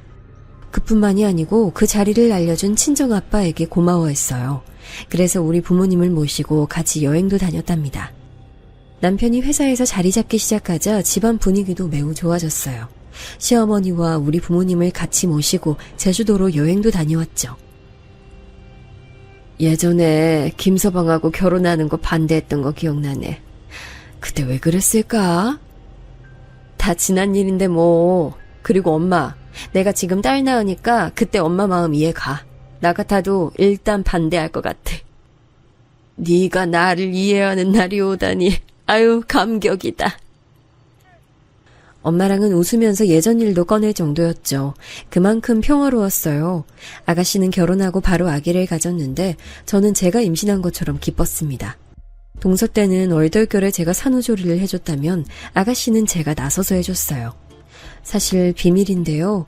동서 아들은 힘들기만 하고 예쁘지 않았거든요. 근데 아가씨 아들은 너무 예뻤어요. 그래서 보기만 해도 즐거웠죠. 이렇게 평화로운 날이 지속되면서 서방님 부부와도 자연스럽게 명절에 보게 됐어요. 아가씨 결혼을 시작으로 교류하기 시작하며 명절에 얼굴을 보는 사이가 됐습니다. 물론 사람은 변하지 않는다고 서방님은 잊을만 하면 돈을 요구했어요. 그럴 때마다 진짜 돈이 없어서 없다고 거절하는 것도 참 입이 아프더라고요. 형수님, 형 몰래 숨겨놓은 돈 없을까요? 제가 진짜 딱 다음 달에 갚을게요. 진짜 없어요. 없다고 몇 번을 말해요. 그리고 어머님도 돈 진짜 숨겨놓으신 거 없으니까 그만 물어보세요. 에이, 있는 거 다 알아요. 그냥 몰래 한 번만 빌려주세요. 대신 형한텐 비밀로 하고요. 없다고요, 서방님. 없어요. 저번에 옷장 뒤진 것도 알고 있어요. 진짜 남편이 버는 돈 생활비로 다 쓰면 남는 것도 없어요. 우리가 은행이에요? 알겠어요. 아내가 요즘 형수님 입고 다니는 옷을 부러워하더라고요. 저희 몰래 로또 당첨된 거 아니죠? 얼굴만 보면 돈 얘기를 하는 서방님과 동서를 보니 저도 명절 당일에만 보는 게 편했습니다. 그래도 나름 시간이 지나며 거절하는 방법도 늘었어요. 이렇게 시간이 지나고 지나 어느덧 남편은 입사 20년 차가 됐습니다. 시간이 매우 빠르다고 느꼈어요. 저조차도 남편이 그 회사에서 이렇게 오래 일할 줄 몰랐거든요. 소개한 친정아빠도 그렇게 느꼈대요. 원래 남편이 성실한 건 알고 있었는데 이 정도일 줄은 몰랐습니다. 남편은 어느 순간 가져오는 돈도 많아졌어요. 저도 회사 생활을 해본 것은 아니라 자세히 몰랐는데 승진하며 월급이 늘어났죠. 또 상여금이니 뭐니 가져오는 돈도 많았습니다. 그러다 남편이 어느 날 본인이 부장 자리로 승진하게 됐다는 말을 하더라고요. 저도 잘은 모르는데 부장이면 회사에서 꽤 좋은 자리라고 알고 있어요. 그래서 기쁜 마음으로 우리끼리 축하 파티를 하자고 했습니다. 에이, 무슨 파티야. 민망하게. 괜찮아. 신경 써줘서 고마워. 그냥 우리끼리 즐기는 거지. 너무 축하해. 그동안 회사에서 일하느라 수고 많았어. 같이 맛있는 거 먹고 우리끼리 먹고 기념하자. 마침 어머님 생일도 가까우니까 가족들끼리 소소하게 챙기자. 실제로 어머님 생일이 다가오고 있었거든요. 고등학생 때 자퇴하고 쉰 적 없이 달려온 남편인 걸 누구보다 잘 아니까 축하하고 싶었어요. 그래서 아가씨와 동서에게 연락했어요. 주말 저녁에 고급 한정식 집을 예약했습니다. 제가 남편 몰래 조금씩 모은 돈이 있었거든요. 아주 조금씩인데 모으니까 그래도 결제할 돈은 나왔어요. 그 돈으로 제가 남편의 승진을 축하하려고 했죠. 다 같이 모이니까 확실히 예전보다 사람이 많았습니다. 아가씨까지 결혼했으니 어른 수만 해도 7명이었어요. 아가씨가 그리고 쌍둥이를 낳았거든요. 그래서 아이들까지 북적거렸어요. 근데 하나도 성가시지 않더라고요. 오히려 복잡해서 그런 분위기가 좋았습니다. 무엇보다 시어머니가 너무 기뻐 보였어요. 자식들과 손주들이 함께하니 당연히 즐거우셨겠죠. 와, 형 축하해. 이제 부장님 된 거면 돈도 많이 벌겠다. 그래도 네가 도박하면 갚아줄 돈은 없으니까 꿈깨. 아이, 형. 나 이제 도박 아예 안 한다니까. 아이, 섭섭하게 왜 이래? 평생 손도 대지 마. 진짜 내가 너 때문에 고생한 거 생각하면 자다가도 벌떡 깬다, 자식아. 남편과 서방님은 술을 마시며 자기들 나름대로 대화를 하고 있었어요. 그 모습을 보니 웃기기도 하고 뿌듯하기도 하고 복잡한 마음이 들었습니다. 그리고 먹다가 저는 화장실을 가려고 잠깐 방에서 나왔어요. 몰래 준비한 승진 기념 케이크를 들고 방으로 들어갔죠. 남편은 눈을 동그랗게 뜨더니 급기야 눈물을 흘리기 시작했습니다. 그런 반응까지 기대한 건 아니어서 저도 당황했어요. 그래도 좋아하는 걸 보니 기뻤습니다. 그렇게 화기애애한 분위기 속에서 아이들 챙기랴 시어머니 챙기랴 바빴어요. 그런데 동서가 유독 표정이 좋지 않더라고요. 기쁜 자리에서 혼자 저러고 있으니 좋게 보이지 않았죠. 그래도 무시하려고 했는데 동서가 마치 저보고 들으라는 듯이 말하더라고요. 아, 누가 보면 대기업 사장인 줄 알겠어요. 형님은 가만 보면 아주버님을 아주 사랑하네요. 남편이니까 당연히 사랑하지. 그리고 우리 남편 진짜 고생 많았으니까 당연하지. 아, 죄송해요. 그냥 너무 웃겨서요. 중소기업 부장 자리가 그렇게 대단한 자리인 줄은 몰랐네요. 뭐? 아, 막말로 뭐 서방님보단 낫지 않아? 아직 제대로 된 직업 없잖아. 우리 남편은 그리고 도박도 안 해. 우리 남편도 이제 도박은 안 해요. 왜 갑자기 비교하고 그러세요? 막말로 중소기업 부장 나부랭이가 뭐라고 이렇게 파티를 내요? 하! 너무 웃겨요. 아까 말했잖아. 우리 남편 당신 남편 키운다고 고등학교 때 학교 그만두고 평생을 일한 사람이야. 손가락 하나 없는 것도 너희 남편 학교 보내려고 그런 건데. 알겠어요. 그 고귀한 희생정신 눈물이 다 나네. 마지막까지 비꼬는 동서를 보고 순간 이성이 나갔습니다. 저도 모르게 일어난 일인데 저는 그만 동서의 뺨을 때리고 말았어요. 솔직히 말하자면 후회는 전혀 없습니다. 우리 남편이 그동안 서방님한테 해준 게 얼만데요. 형님 미쳤어요? 지금 사람 뺨을 때려요? 뭐 하는 거야? 너야말로 뭐 하는 거야? 당신 남편 사고치고 돌아다니는 거 그동안 수습하느라 얼마나 힘들었는데 다른 사람도 아니고 동서가 이래도 돼? 형수님! 아이 그래도 어떻게 사람을 때려요? 화난다고 사람 때려도 돼요? 그리고 돈거리는데 그러면 뭐 형이 나한테 돈을 몇 억을 주기라도 했어요? 아이 듣다 보니 기가 차네. 뭐라고요? 지금 말 다 했어요? 그동안 받은 게 얼만데. 제가 혼자 서방님 부부를 상대하자 남편은 조용히 자기 지갑을 가져왔어요. 동서는 아랑곳하지 않고 제게 막말을 내뱉고 있었죠. 아니, 근데 웃기잖아요? 중소기업 부장이 뭐가 그렇게 대단한데요? 그럼 회사 사장은요? 재수씨 말해봐요. 이제 대단해요? 남편은 저렇게 말하며 자신의 명함을 건넸어요. 그러면서 저한테도 명함을 보여줬는데 저는 그만 깜짝 놀라 입을 틀어 막았습니다.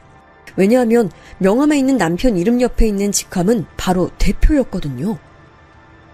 여보, 이게 뭐야? 이게 어떻게 된 거야? 나 사실 승진한 거 아니야. 나 사장 됐어. 다 밝히면 또 동생 부부가 돈 달라고 할까봐. 그리고 안정되면 말하려고 했는데 이렇게 밝히게 됐네. 당신 이제 돈 걱정 안 해도 돼. 그동안 고생 많았어, 자기야. 남편은 말 그대로 진짜 사장님이 됐더라고요. 회사에서 일한 경험을 살려 원래 있던 소기업의 사장 자리로 가게 된 거였어요. 소기업이지만 매출이 큰 편이라 이제 저는 진짜 돈 걱정을 전혀 하지 않아도 됐죠. 동서와 서방님은 명함을 보고 눈빛을 주고받더라고요. 동서는 아무 말도 하지 못하고 얼굴이 하얗게 질렸습니다. 얼마나 통쾌했는지 몰라요. 어머, 큰오빠. 그렇게 맨날 야근하고 열심히 살더니 너무 축하해. 언니도 그동안 고생 너무 많았어요. 아, 내가 다 감동이다. 그 뒤로 저는 실제로 아주 행복하게 살고 있습니다.